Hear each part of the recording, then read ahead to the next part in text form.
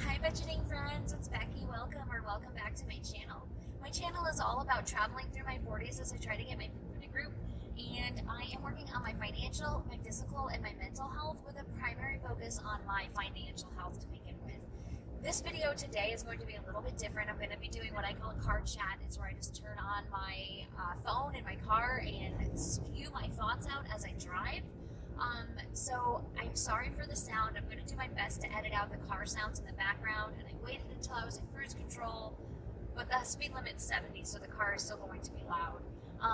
Anyway, I have a dilemma, y'all, and this is a little bit of a confession about my debt, and it's a little bit of a confession about my spending habits, and then it's also a little bit about I need y'all to tell me your opinion on what you think that I should do.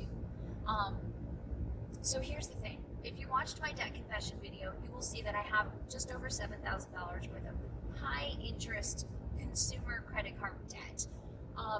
And I know $7,000 of debt is not a lot compared to a lot of people, but it's all very high interest. My highest card is $29.99, and my lowest card, which isn't even in my name, is, I wrote it down and now I can't remember, $18.24. That is the lowest interest rate that I have, besides the car, that I don't make that payment, so I'm not overly concerned about that. But my highest is like 30%, let's just call it 30%, and my lowest is just over 18%. And I can absolutely pay that all off, except for I've just got to accept the reality of the fact that I don't think I can pay that all off this year. I think I can pay off the majority of it, but I think that those two stragglers, those two high cards, which are not my highest interest cards, but they are the highest balance cards, I don't know that I'm going to be able to finish paying those off this year as much as I want to, good intentions aside. Unless something drastically changes in my budget, I do not see that happening. So I've been looking into the possibility of a debt consolidation loan, and I know there are very strong opinions on both sides, and I just am not sure. I'm very torn of what to do, because here's the confession part of this. I know I've mentioned in previous videos that my sister passed away. She was quite young. She was 32 years old. She was sick. She had been sick for years, but I guess we just none of us had allowed ourselves to accept that this was the inevitability. Looking back at it, I can totally see that she was failing, and we were just anyway. I don't want to talk about that, but I realized that I don't handle grief well, and I am an emotional spender, and I know that a lot of people have that problem. It's called retail therapy for a reason. I know I'm not alone, but when my sister passed, I was in a pretty good financial place. I was 34 years old, just about 35. I think I had just turned 35. And I was just not prepared to take on, I thought I was prepared, and I wasn't prepared to take on what life was throwing my way. And I went to my bank at the time, and I did a debt consolidation loan because my niece came to live with me. My sister has 5 children. My niece is the oldest, and then she had 4 boys. 2 of the boys were her stepsons, so they lived with their mother, and one of the boys was the child that she had with her husband, so he stayed with his dad. And then my niece and my nephew, my niece came to live with me, and my nephew went to live with some very close family friends of ours, and we still see them, obviously.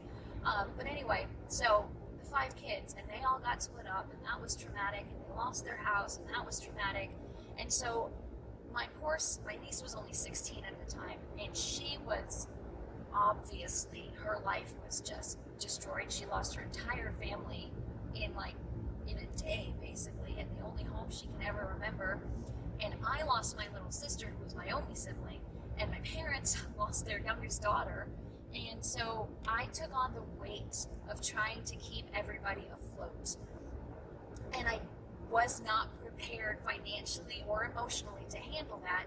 And what I did is I just bought things. I bought so many things for all 5 kids, but especially the 3, because the 2 stepsons were in El Paso. Their stepfather was deployed at the time. So, well, not deployed, but he was stationed there. So they weren't here. But the 3 that were here, I just went crazy buying them things. I racked up all kinds of debt. My niece that came to live with me, it was, I mean, you would have thought that I was making $200,000 a year the way I was spending money on her. I bought her new wardrobes constantly that she never even touched. She didn't like any of the clothes, but it made me feel better to try to give her things that Ruthie couldn't give her. Ruthie was my sister, by the way. It made me feel better to give her the things that I knew she hadn't had, and I wanted to make her feel better, and so I pushed money at her. And I wanted to make me feel better, so I pushed money at me, and I racked up a whole lot of debt. And I found myself in this position. Thankfully, I'm not there again. I'm not even close to there again. I am very thankful for that, because I feel like I actually have learned a lesson from all of this. I'm sorry this is so rambly, but there is a point, I promise. I found myself in the position of not being able to make the minimum payments on my cards. I had a furniture credit card, I had a Walmart credit card, I had like 3 clothing store credit cards, I had a Kohl's card, I had 2 car payments. I had my car payment and the car payment I had put in my name for her. I had all of this debt, and I woke up one day on payday and I realized I literally can't afford the minimum payments on this. Like, not only can I not get ahead, I can't make the payments, and I don't know what to do. And it was rash at the time. I thought I was being smart, but in retrospect, it was obviously very rash. I called one of those, I can't even remember, I thought it was a debt consolidation place, but it's not. It was like one of those places where they tell you, stop paying your cards, stop making payments, then when it goes into collections, we'll call and negotiate rates for you. And they give you, like, you give them all of your debts, and they tell you how much a month you're going to pay them, and they'll pay all your debts off for you. And I was like, this is great. This is a great idea. I can't make my minimum payments. How much money a month am I going to save if I just stop paying these cards? So I did. With the thing, I kept the furniture because I knew she needed the furniture, and I kept the cars because I needed the cars. So I kept all of that. But then they told me, because the furniture was financed through Synchrony, which is, if you have any cards, like store cards, you'll know that they finance a lot of store cards.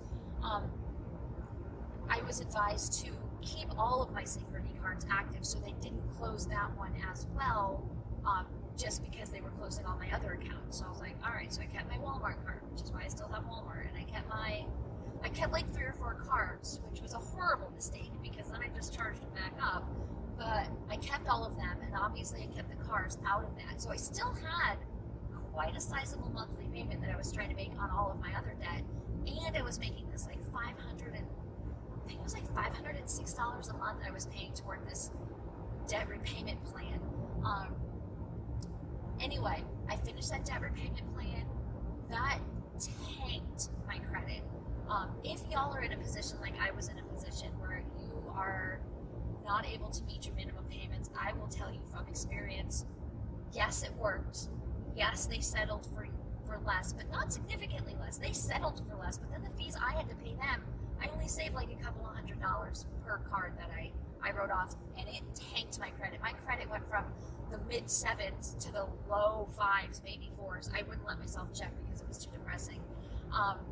It tanked my credit, and now my credit is back up into the high 5s, low 6s, depending on which credit union, which credit bureau you're looking at, and what day of the week it is, and how much spending I've done. But like, I am repairing my credit.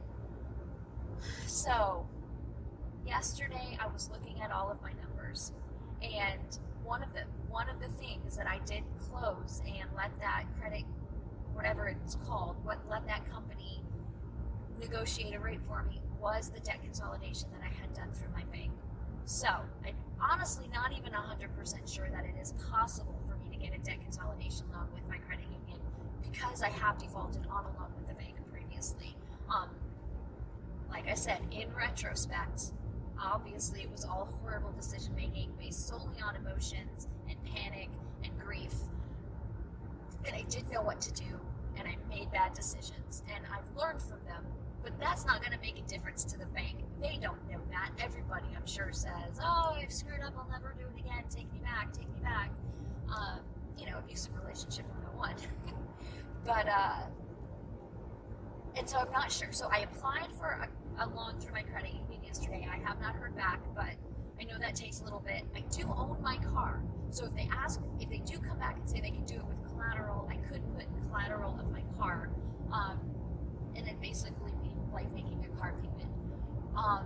And I looked at, like, trying to figure out what interest rates would be, and even if it's 15% interest, if I do a $7,000 loan at 15% interest, I could pay that back within 12 months by paying $600 a month toward that, which is almost $200 a month less than I am currently paying for all of my cards, because I don't pay the minimum payments, because I really, really want to pay these cards off, so I'm paying more than the minimum payments. But I'm paying just over $750, I think, on my payments that I'm making, plus I'm paying interest, which is realistically probably about $120 a month. I think I'm only budgeting $100, but then it's over that, I'm pretty sure. So that would be almost $200 less a month that I'm paying, which then I would put toward I probably wouldn't put the card that's in my dad's name, the one that's the lowest interest rate, I probably wouldn't put that into this debt consolidation. One, because it's not in my name, so that's not really affecting my credit. It won't help me at all to do. And two, because if I have to go with my second option for a debt consolidation loan, the interest rate is actually lower than that. So my second option is I applied through Credit Karma to a couple of different places, and I was approved for a couple of places. And the one that I'm looking at, that I'm thinking, if I can't get approved for my credit union, which is obviously probably going to be the lowest interest rate, would be through Upstart. And for $7,000, it's a 5-year plan, which I still have every intention of paying back within 12 months. It would be a 21% interest rate, 22% interest rate. So that's lower than all of the cards in my name, but it's higher than that Amazon card that my dad had. All of that debt, again, as I've said in previous videos, that debt is in my dad's name, but it's my debt. That card had a $0 balance when my parents let me use it.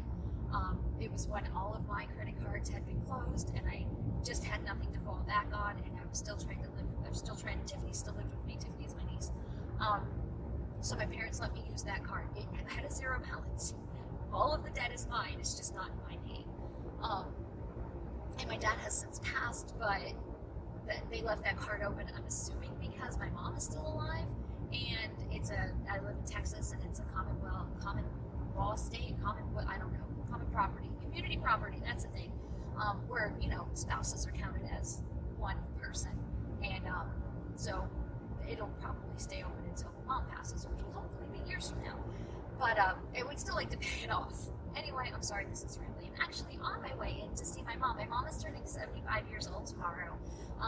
So I am picking her up. I took today off of work. I'm going to go pick her up. We're going to go have a fun day. And then this evening, all 5 of the grandkids, so my sister's 3 biological children, and then her 2 stepchildren, all 5 of them, and then my nephew's wife, because my oldest nephew is married, and then myself and my mom are going to go out to Cheesecake Factory, and we're gonna have a nice dinner. That's the plan. So again, I have no idea who's gonna be paying for what. I know I'm paying for Mom and Joe because it's their birthdays. I told Tiffany that I'd probably pay for her if she couldn't afford it, because I don't think she could afford it. But then I felt bad paying, and then Robert's only 14, so like I can't make a 14-year-old pay for his own Cheesecake Factory, and I'm not gonna ask my mom to pay for it. And then I can't pay for 3 of the kids and not all of the kids, so I don't know what I'm doing. I don't know. But I'm assuming this is going to go on a card, because either that or I'm going to have to pull it out of savings, which I really don't want to do. You see how it's giving and family that gets me into trouble, and it's not their fault. It's 100% my fault. None of them have asked me to pay for their food. It's just like I feel like I should. Anyway, I really am going to stop rambling, because this video is already almost 15 minutes long, and I haven't even asked y'all my question yet. So my question is, what would you do if you were in my situation? Would you do the debt consolidation and try to save yourself a couple of $100 to a couple of $1,000 on interest?